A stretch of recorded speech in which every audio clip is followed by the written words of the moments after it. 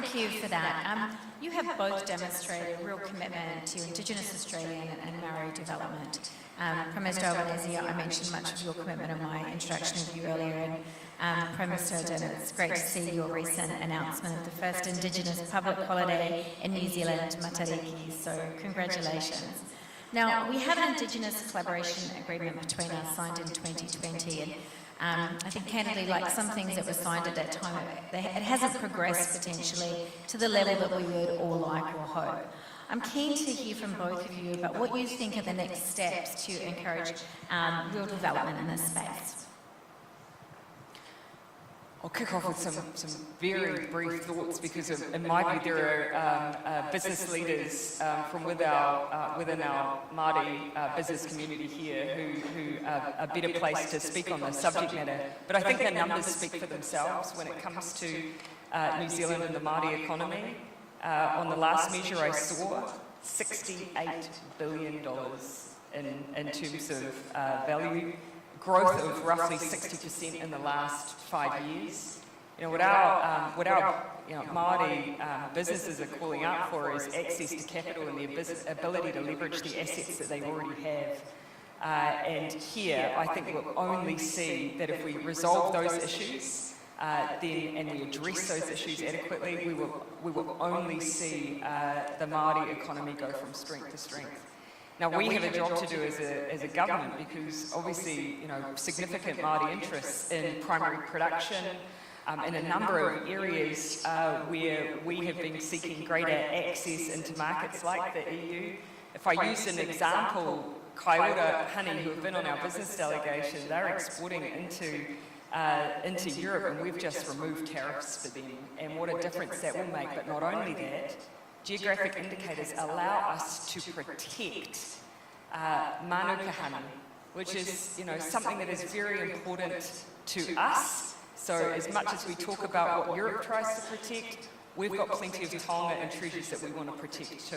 So when we go out into the world and we negotiate our free trade agreements, we're not just talking about goods access, we're now talking about our Indigenous economy. We're talking about women. We've just embedded CDOR into the first trade agreement in the world through the EU FTA.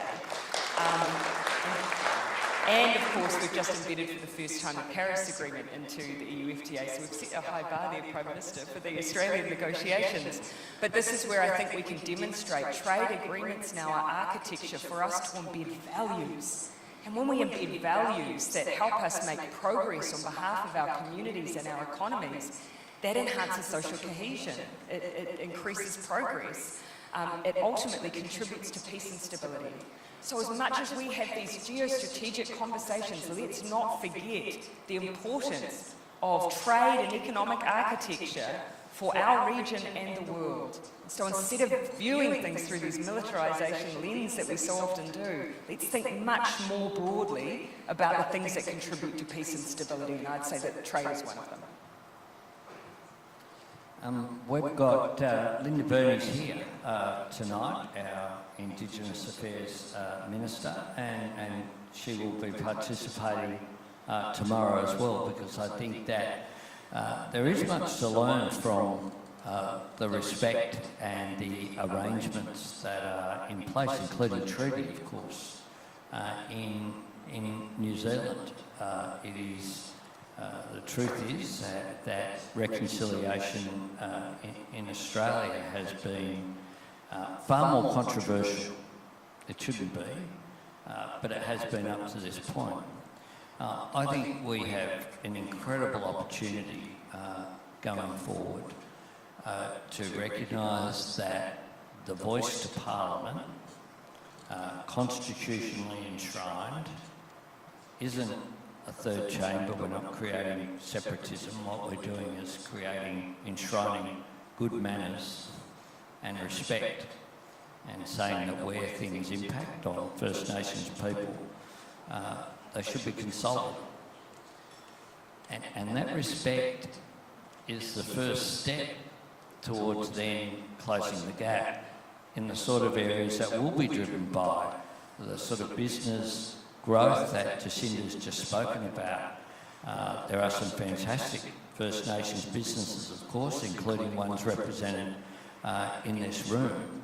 But the truth is that the gap between Indigenous and non-Indigenous Australians hasn't closed to the extent that we would like in education, life expectancy, health, living standards, and all of the child mortality in all of these areas.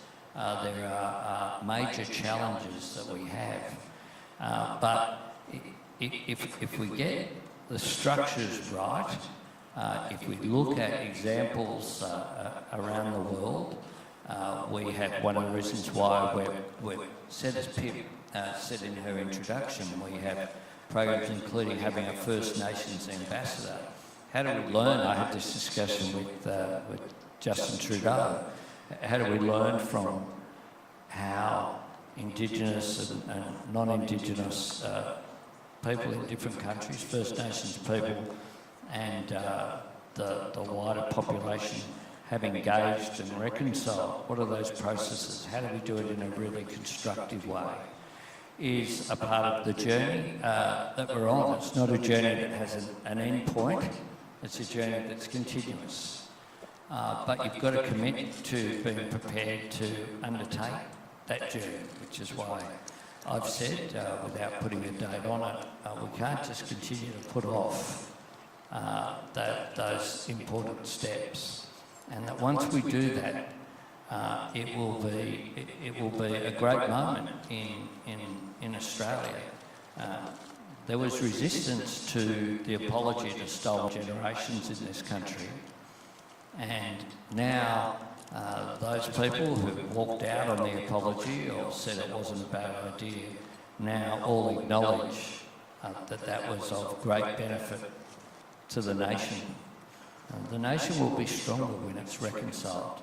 The nation will be stronger when we are overtly proud as a nation of the fact that we have the oldest continuous civilisation on earth. There's so much we can learn. During the bushfires, for example, we learned from land and water management.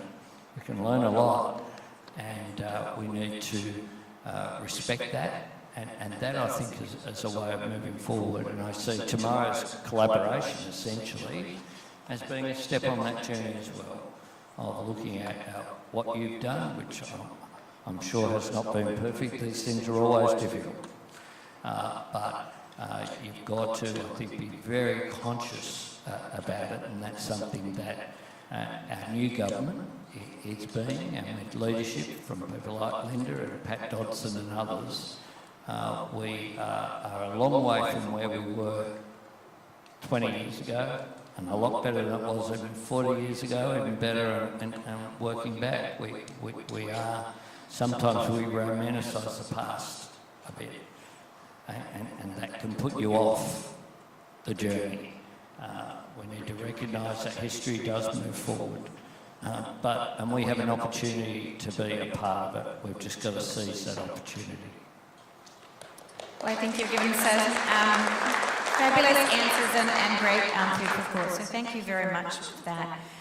There's so much that binds us together as countries that we collaborate, but we also do compete. So my last question to you both, Bledisloe Cup coming up, All Blacks versus the Wallabies, any tips, advice to the team, any last words before the games? I'm not going to compete with the All Blacks. So, I was actually going to suggest a little wager. So, more music? I've been at Eden Park once, and it was a semi-final of the World Cup, and Robbie Deans was the Australian, the Wallabies coach, and I'm a rugby league guy. And so I was there, and they said, I was on the Borders House for years, and I used to always go in the dressing room when your team loses. So they said to me, the Rugby Australia people said to me, do you want to go down to the dressing room? I was representing the government. Julia Gillard had sent me to the event. I was very happy to do so. But it was a semi-final where Quade Cooper kicked out on the kick-off. That was the highlight for the Wallabies. It went downhill from there. Welcome to my electorate. And so I go down to the dressing room and these guys are stuffed. They got nothing to look forward to for 4 years. And I'm in the corner of the dressing room trying to be quiet, you know, pretending I know a bit more about rugby than I do. Robbie Deans is giving the speech to these people who are devastated. And he sees me across the room and he goes, Anthony Albanese is here, Minister, representing the Australian Government, would you like to say a few words to the boys? It was the low light of my sporting engagement in my life. My only advice then is bring a speech. No, how about this, don't go to the game. Well, it does cut both ways. I was sitting in the Wellington Stadium in one game a while ago now, 4 minutes overtime, willing the referee to blow the whistle when John Eales kicked the winning goal. So it does cut both ways. Thank you, both Prime Ministers, for your thoughtful responses tonight, for sharing your thoughts and your aspirations around Trans-Tasman collaboration, for sharing your time with us tonight, and for your commitment to this forum and to the Trans-Tasman relationship. And thank you also for allowing so many of your ministers to be with us today, tonight and tomorrow. It has enabled, through a new format of smaller breakout sessions, it has enabled a closer dialogue between business and government, and that's a very healthy thing when we try and work out ways to solve problems. So thank you very much.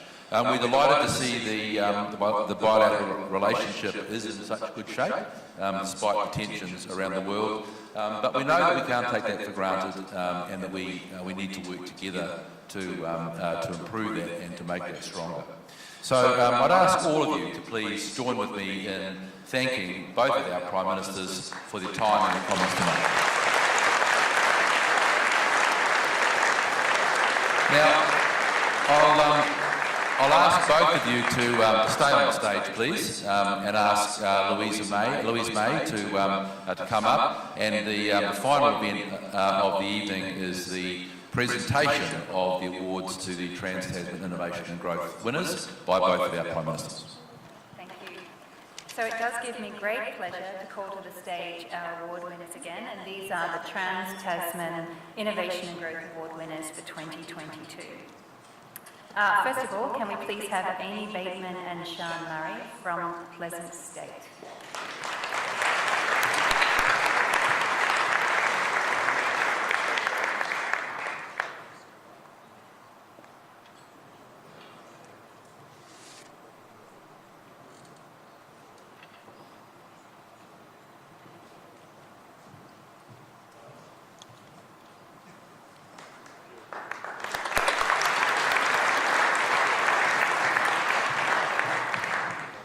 Next we have Adam Hutchinson from Overcome.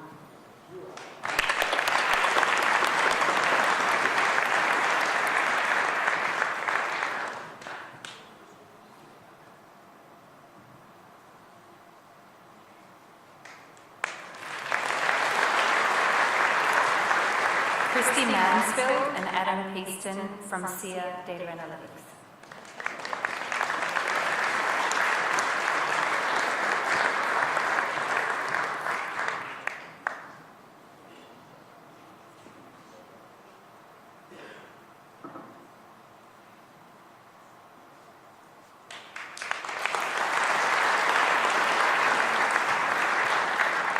And finally, from Inhibit Coatings, we have Dr. Eldon Tate and Emma Wrigglesworth.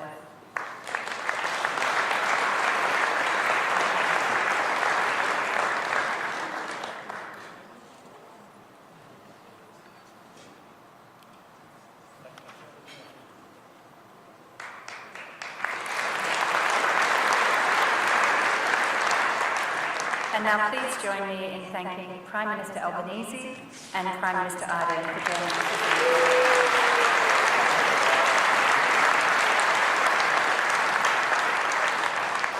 And now I would like to invite to the stage Jennifer Westacott for the vote of thanks.